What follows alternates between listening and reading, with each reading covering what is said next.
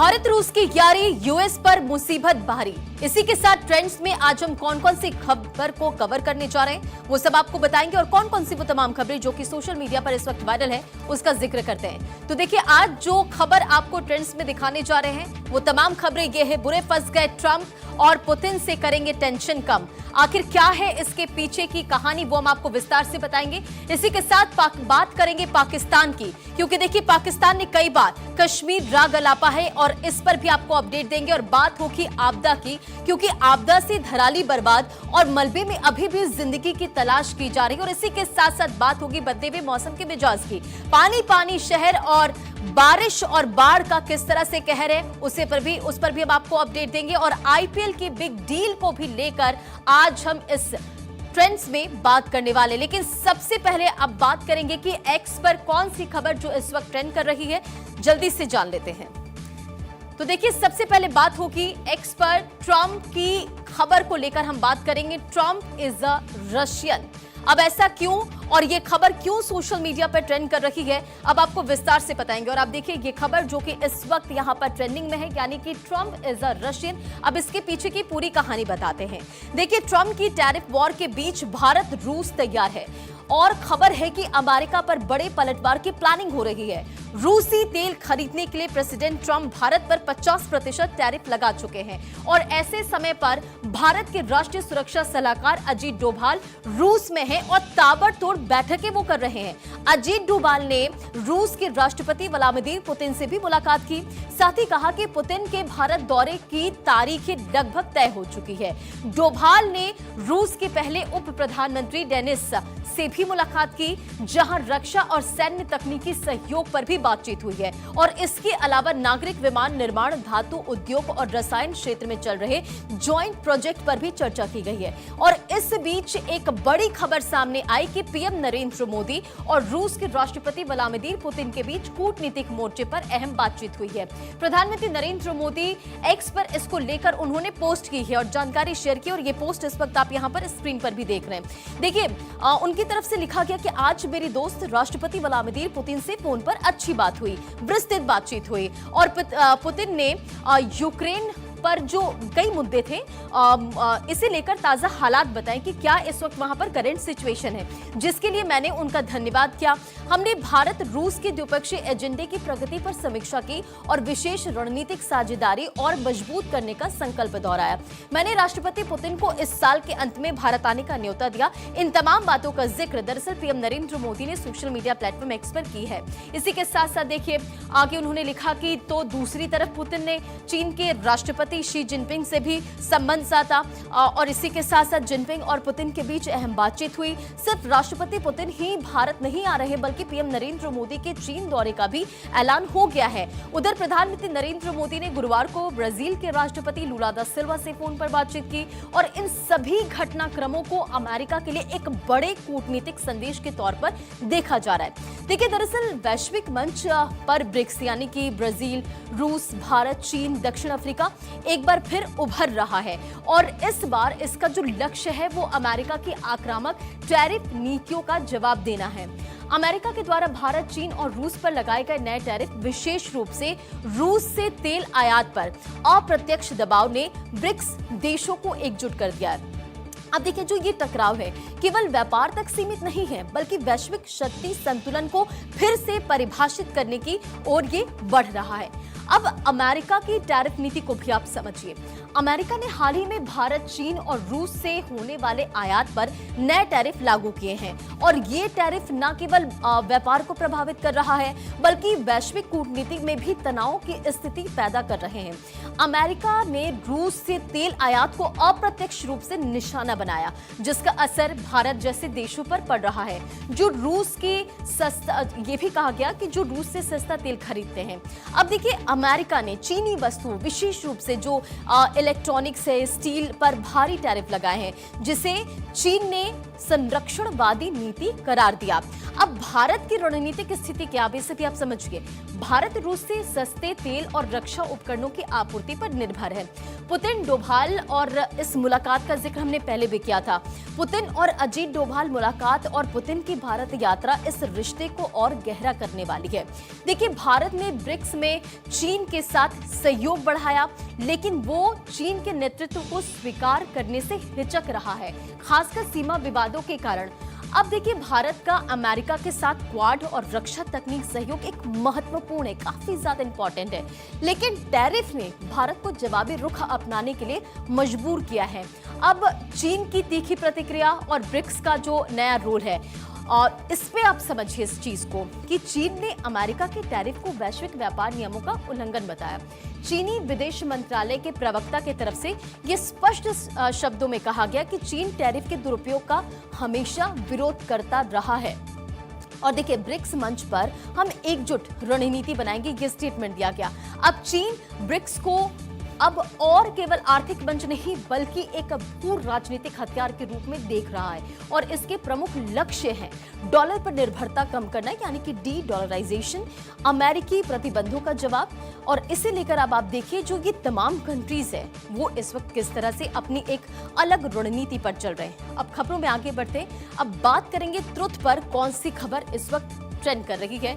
तो बात अब करेंगे ट्रुथ की, और खबर है डोनाल्ड ट्रंप से जुड़ी हुई। रूस से संबंधों को लेकर आप देखिए, रूस से व्यापार को लेकर, संबंधों को लेकर भारत पर लगातार दबाव बनाने की नाकाम कोशिश करने वाले ट्रंप अब रूस के साथ बातचीत करने को तैयार हैं। और ये वही ट्रंप है जिन्होंने पहले पुतिन को यूक्रेन से युद्ध खत्म करने के लिए 50 दिन का अल्टीमेटम दिया था। फिर किरकिरी हुई तो ट्रंप ने पुतिन को 10 दिन का अल्टीमेटम दे दिया, और जब ट्रंप की इन धमकियों और अल्टीमेटम का पुतिन पर कोई असर नहीं पड़ा तो धमकियों से लौटकर ट्रंप एक बार फिर से बातचीत की टेबल पर आ गए हैं। ऐसा इसलिए, बाकायदा ये पोस्ट भी आप इस वक्त देख रहे हैं। अब देखिए, ट्रंप ने 15 अगस्त को पुतिन के साथ बातचीत करने का ऐलान कर दिया, और 15 अगस्त के दिन ट्रंप पुतिन के साथ अमेरिका के अलास्का में मुलाकात करेंगे। पहले खबर थी कि ट्रंप और पुतिन की जो आगामी मुलाकात है वो यूएई में होगी, लेकिन अब ट्रंप ने अलास्का में मुलाकात का ऐलान कर दिया है। और देखिए, ट्रंप और पुतिन की जो ये मुलाकात है, रूस यूक्रेन के भविष्य को लेकर काफी ज्यादा इंपॉर्टेंट है। ट्रंप ने कहा कि यूक्रेन के राष्ट्रपति जेलेंस्की समेत सभी पक्ष 3 साल से चले आ रहे इस संघर्ष को सुलझाने के लिए युद्ध विराम समझौते के करीब है। अब दोनों देशों की शांति की जो शर्तें हैं वो बहुत अलग। क्रेमलिन ने अभी तक ट्रंप के दावे पर कोई बड़ी प्रतिक्रिया नहीं दी, लेकिन दोनों देश पहले भी ये उम्मीद जता चुके हैं कि अगले हफ्ते की जो अहम बैठक हो सकती है, लेकिन इस बात की कोई गारंटी नहीं है कि पुतिन ट्रंप की बातचीत से रूस यूक्रेन की जो लड़ाई है वो रुकेगी, क्योंकि मॉस्को और कीव की शांति को लेकर शर्तें बिल्कुल अलग अलग है। रूस पहले ही स्पष्ट कर चुका है कि वो तभी युद्ध विराम को राजी होगा जब अपने लक्ष्य को पूरा कर लेगा। रूस का कहना है कि युद्ध विराम के लिए यूक्रेन को उन क्षेत्रों को रूस को सौंपना होगा जिन पर रूस ने 2022 में शुरुआती जंग के बाद ही बढ़त हासिल कर ली थी। देखिए, साथ ही अगर यूक्रेन युद्ध विराम चाहता है तो यूक्रेन को नेटो में शामिल होने की जिद को भी छोड़ना होगा और स्पष्ट करना होगा कि वो नेटो में कभी शामिल नहीं होगा। अब देखिए, यूक्रेन को दरकिनार करने की कोशिश, इससे पहले ट्रंप ने संकेत दिया था कि पुतिन के साथ उनकी मुलाकात यूक्रेनी राष्ट्रपति जेलेंस्की से जुड़ी किसी भी बातचीत से पहले होगी। अब ट्रंप ने पहले भी पुतिन से मिलने पर सहमति जताई थी, भले ही रूस नेता जेलेंस्की से ना मिले हों, लेकिन इससे यूरोप में जो ये आशंका बढ़ गई थी कि सेकेंड वर्ल्ड वॉर के बाद से महाद्वीप के सबसे बड़े संघर्ष को रोकने के प्रयासों में यूक्रेन को दरकिनार किया जा सकता है। और ऐसे में ये देखना बेहद दिलचस्प होगा कि क्या जो पुतिन ट्रंप से मुलाकात के लिए अमेरिका आएंगे, एक बहुत बड़ा सवाल है, क्योंकि ऐसा होता है तो मुलाकात सच में बेहद खास हो जाएगी, क्योंकि रूस इससे पहले यूएई में ट्रंप और पुतिन की मुलाकात के संकेत दे रहा था।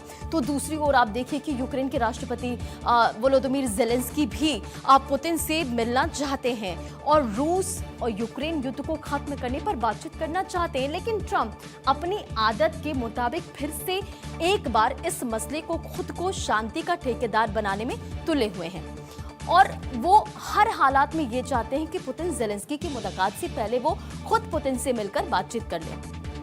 देखिए, ये और ये जो नैरेटिव है सेट करने की, उनके इशारे पर रूस यूक्रेन के बीच शांति बहाल होने वाली है।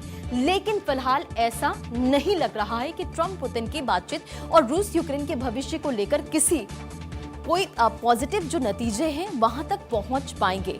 तो अब ये अगर मुलाकात होती है तो जाहिर तौर पर ये मुलाकात काफी ज्यादा इंपॉर्टेंट होती है और देखना होगा कि इस मुलाकात के बाद क्या डेवलपमेंट्स होते हैं। चलिए अब आगे बढ़ेंगे और बात करेंगे फेसबुक की। फेसबुक पर कौन सी खबर ट्रेंड कर रही है, और यह खबर है पाकिस्तान से जुड़ी हुई। हमने पहले भी इसका जिक्र किया था कि पाकिस्तान की कसम और कभी नहीं सुधरेंगे हम। ऐसा इसलिए कि पाकिस्तान ने मानो कसम खा ली है, चाहे जो हो जाए वो सुधरेगा नहीं। 1000 बार पिटने के बाद, पूरी दुनिया में आतंकियों के ठेकेदार के तौर पर पहचान हासिल करने के बाद भी पाकिस्तान सुधरने का नाम नहीं ले रहा है और वो बार बार कश्मीर का राग अलाप रहा है। इस बार पाकिस्तान की ओर से कश्मीर राग को पाकिस्तान के विदेश विभाग के प्रवक्ता ने अपने स्वर दिए और पाकिस्तान के विदेश मंत्रालय के प्रवक्ता शफकत अली खान ने कहा कि हम न केवल अमेरिका से बल्कि किसी भी ऐसे देश से मदद का स्वागत करते हैं जो स्थिति को स्थिर करने और कश्मीर विवाद को हल करने में मदद कर सके। उन्होंने आगे ये भी कहा कि विवाद दक्षिण एशिया में शांति और सुरक्षा के मुद्दे को केंद्र में है। अब पाकिस्तान का कश्मीर का पर फिजूल का जो शोर है तब भी जारी है, जब भारत स्पष्ट कर चुका है कि अगर पाकिस्तान को बात करनी है तो आतंकवाद पर बात होगी। आपको प्रधानमंत्री नरेंद्र मोदी का वो स्टेटमेंट याद होगा, बात पाकिस्तान की आतंकी साजिशों पर होगी और बात पीओके पर होगी, लेकिन फिर भी पाकिस्तान कश्मीर पर लगातार अपना जो प्रोपेगेंडा है वो सेट करने में लगा हुआ है। पाकिस्तान के सुधरने का नाम नहीं ले रहा। देखिए, पहलगाम के बाद जब भारत ने ऑपरेशन सिंदूर किया तो पाकिस्तान स्थित 9 से ज्यादा आतंकी संगठनों को जो टारगेट किया गया था, उन ठिकानों को तबाह किया गया और पूरी दुनिया के सामने ये बात स्पष्ट हो गई थी कि पाकिस्तान का नाम ही पाकिस्तान है, उसके कर्मकांड आतंकिस्तान वाले हैं। और इसका जिक्र हमने पहले भी किया था। सच्चाई को दरकिनार कर पाकिस्तान के विदेश मंत्रालय के प्रवक्ता ने कहा कि पाकिस्तान की समग्र राजनयिक स्थिति जग जाहिर है। उन्होंने कहा कि हम कूटनीतिक का रास्ता अपनाना चाहते हैं, लेकिन भारत को अपना मन बनाना होगा। फिलहाल हमारे दोनों पक्षों के बीच नियमित राजनयिक संपर्क के अलावा कोई बातचीत नहीं हुई है। देखिए, दरअसल बात यह है कि आर्थिक जो तंगहाली है, यानी कि जो आर्थिक स्थिति से पाकिस्तान जूझ रहा है, बार बार कश्मीर राग को छेड़कर अपने देश की जनता को गुमराह करना चाहता है और पाकिस्तान के में हाशिए पर ये चली गई है पूरी तरह से। बुनियादी सुविधाओं के अभाव के मसले में जनता का ध्यान हटाता रहता है पाकिस्तान और एक बार फिर से कश्मीर का राग जो है वो पाकिस्तान की तरफ से अलापा गया है। खबरों में आगे बढ़ते हैं। ट्रेंड्स में अब बात करेंगे यूट्यूब पर कौन सी खबर जो इस वक्त ट्रेंड कर रही है, जल्दी से वो जानते हैं। तो ये तस्वीर, जिसने भी ये तस्वीर देखी, जो वहां के वीडियोस निकलकर सामने आए, रूह कपा देने वाली। यानी कि बात हम यहां धराली की कर रहे हैं। धराली में आपदा के बाद रेस्क्यू ऑपरेशन 5वें दिन भी जारी है और इस विनाशकारी आपदा ने कई जिंदगियों को छीन लिया। वहीं लापता लोगों की तलाश में रेस्क्यू टीम जुटी हुई, दिन रात वहां पर लगातार टीम जो है तैनात है और जो लोग वहां पर लापता हैं उन्हें तलाशने की कोशिश की जा रही है। ये देखिए तस्वीर किस तरह से जो टीम है हेलीकॉप्टर के जरिए वहां पर पहुंच रही है। सेना और आईटीबीपी के साथ साथ एनडीआरएफ, एसडीआरएफ और स्थानीय पुलिस जो है वो रेस्क्यू कार्य में जुटी हुई है। भारतीय सेना की राजपुताना राइफल्स के 125 जवान, घातक टीम के 10 जवान, स्पेशल फोर्स के 30 जवान और बीईजी रुड़की के 250 जवान मलबे कीचड़ के बीच फंसे लोगों को लगातार खोज रहे हैं। और इसके अलावा खोजी डॉग स्क्वाड जो है मलबे में दबे लोगों का लगातार वहां से पता लगाने की कोशिश कर रही है। इतना ही नहीं, आईटीबीपी के 113 जवान पैदल मार्गों से जो प्रभावित एरिया है धराली का, वहां पर पहुंच के लगातार रेस्क्यू ऑपरेशन कर रहे, राहत कार्य जो है कर रहे हैं। अब तक करीब 700 से ज्यादा लोगों को रेस्क्यू किया गया। मुख्यमंत्री पुष्कर सिंह धामी खुद ग्राउंड जीरो पर उतरकर बचाव अभियान में जुटे हुए नजर आए। सीएम धामी लगातार पीड़ितों से मुलाकात कर रहे हैं, उन्हें हर संभव मदद का आश्वासन दे रहे हैं। तो वहीं सीएम धामी बचाव अभियान को लेकर लगातार जो अधिकारी वहां पर मौजूद हैं उनसे अपडेट भी ले रहे हैं। उत्तराखंड सरकार ने बताया कि बचाव अभियान लगातार वहां पर जारी है और आज सुबह 8 बजे तक 52 लोगों को आईटीबीपी आईटीबीपी मातली से स्थानांतरित कर वहां से ट्रांसफर किया गया है। अब सरकार ने यह भी कहा है, स्टेटमेंट दिया है कि हर्षिल धराली का जो आपदा प्रभावित क्षेत्र है वहां पर बचाव दलों के साथ साथ सभी प्रकार की जो राहत सामग्री है वो वहां पर मौजूद है, उपलब्ध है और सुनिश्चित की जा रही कि वहां पर सारी सुविधाएं पहुंचे। देखिए, उत्तरकाशी में पिछले कुछ दिन से हो रही भारी बारिश की वजह से जो बचाव अभियान है उसमें बाधा आ रही है। हाँ, मौसम जो एक बहुत बड़ी बाधा वहां पर बन रही है। उत्तरकाशी को जोड़ने वाली जो सड़कें हैं वो पूरी तरह से क्षतिग्रस्त हो गई है। ऐसे हालात में जो राहत और बचाव दल है वो आपदा प्रभावित इलाकों में पहुंचकर वायुसेना की मदद से राहत और बचाव का काम कर रहे हैं। जिले की कई ऐसी सड़कें हैं जो लैंडस्लाइड की वजह से वो पूरी तरह से क्षतिग्रस्त हो गए और ऐसे में वहां तक पहुंचने के लिए काफी ज्यादा दिक्कतों का सामना करना पड़ रहा है। बचाव कार्य के लिए हेलीकॉप्टर वहां पर तैनात किए गए हैं और लोगों को मातली हेलीपैड पर ले जाया जा रहा है। लगातार वहां पर सुरक्षा व्यवस्था के पुख्ता इंतजाम किए गए हैं। अब खबरों में आगे बढ़ते हैं और बात करेंगे इंस्टा पर, यानी कि इंस्टाग्राम पर कौन सी खबर जो इस वक्त ट्रेंड कर रही है। और ये खबर है मौसम के बदले हुए मिजाज की, यानी कि पानी शहर और बाढ़ बारिश की वजह से लोगों की मुश्किलें बढ़ गई है। अब देखिए, पहाड़ से लेकर मैदान तक बाढ़ बारिश का कहर देखने को मिल रहा है और बीती रात से तो दिल्ली एनसीआर में झमाझम बारिश हो रही है और कई ऐसे इलाके हैं जहां पर भारी बारिश की वजह से वाटर लॉगिंग की समस्या हो गई है। अब बारिश ने देखिए राष्ट्रीय राजधानी दिल्ली, नोएडा, गुरुग्राम के कई ऐसे इलाके हैं जो पूरी तरह से जलमग्न कर दिया है। सड़कों पर घुटनों तक पानी आ गया है और जगह जगह ट्रैफिक जाम की स्थिति बन गई है। उड़ान संचालन को भी यहाँ पर उस पर भी असर पड़ा है। कई ऐसी फ्लाइटें जिसे रद्द करनी पड़ गई है। 100 से ज्यादा जो फ्लाइट है उसे फिलहाल होल्ड पे रखा गया है, डाइवर्ट किया गया है। बड़ी संख्या में उड़ानें भी लेट हुई है और यूपी से लगातार आप देखिए बाढ़ बारिश के कहर की तस्वीरें सामने आ रही है। लगातार हो रही बारिश के बाद करीब 20 से ज्यादा जिलों में बाढ़ के हालात देखने को मिल रहे हैं। प्रयागराज, वाराणसी जिले के कई ऐसे गांव हैं जहां पर जनजीवन पूरी तरह से अस्त व्यस्त हो गया। ये अलग अलग जगहों की तस्वीर भी आपकी स्क्रीन पर है। अब देखिए, जगह जगह जलभराव नजर आ रहा है। राजधानी लखनऊ का जिक्र करें, इसी के साथ साथ उत्तर प्रदेश के कई ऐसे जिले हैं जहां पर भारी बारिश की वजह से बाढ़ जैसे हालात बन गए हैं। बिजनौर और मुरादाबाद में रामगंगा नदी का जो जलस्तर है वो लगातार बढ़ रहा है, जिससे हालात गंभीर होते नजर आ रहे। खेतों और गाँव में पानी घुस गया है और अब शहर का आप देखिए जो ये पानी है वो शहर का भी रुख कर रहा है, यानी कि ग्रामीण क्षेत्रों में तो बाढ़ की स्थिति थी लेकिन अब ये आगे बढ़ रहा है। बाढ़ के हालात की वजह से आप देखिए लोगों की मुश्किलें काफी ज्यादा बढ़ गई है और मौसम विभाग ने अगले 2 से 3 दिनों तक लखनऊ, गोरखपुर, प्रयागराज समेत और राज्य के 30 ऐसे जिले हैं जहां पर मध्यम से भारी बारिश को लेकर अलर्ट जारी किया। तो ऐसे में सावधानी बेहद जरूरी है। अब देखिए, मौसम विभाग के मुताबिक अगर हम जिक्र करें, प्रतापगढ़, सोनभद्र, मिर्जापुर, चंदौली, ये तमाम वो जिले हैं जहां पर भारी बारिश की उम्मीद है। अब बात हिमाचल की करेंगे। हिमाचल में बादल फटने और तेज बारिश की वजह से हालात लगातार बिगड़ते जा रहे हैं।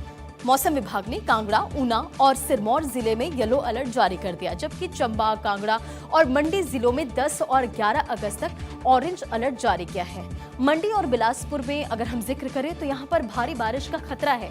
20 जून से आप देखिए लगातार हिमाचल में मानसून से जुड़े हादसों की खबर सामने आई है और अगर इस बीच का अगर आंकड़ा का हम जिक्र करें तो 202 लोगों की मौत हो चुकी है और इनमें से 108 जो मौतें हैं वो बारिश और बाढ़ और लैंडस्लाइड की वजह से हुई है, जबकि जो 94 केसेस हैं वो सड़क हादसे में मतलब लोगों की जान गई है। अब अगस्त में अब तक हिमाचल में सामान्य से ज्यादा बारिश हुई है। अब बात बिहार की करते हैं। बिहार में भी बारिश ने कई ऐसे इलाके जहां पर बाढ़ जैसी स्थिति वहां पर उत्पन्न हो चुकी है और ये तस्वीर आप देखिए। राज्य के कई स्थानों पर बाढ़ की स्थिति गंभीर बनी हुई है। कई ऐसे जिले हैं जहां पर हालत बेहद गंभीर है और इसके लिए मौसम विभाग लगातार जो है वो अलर्ट जारी कर रखा है।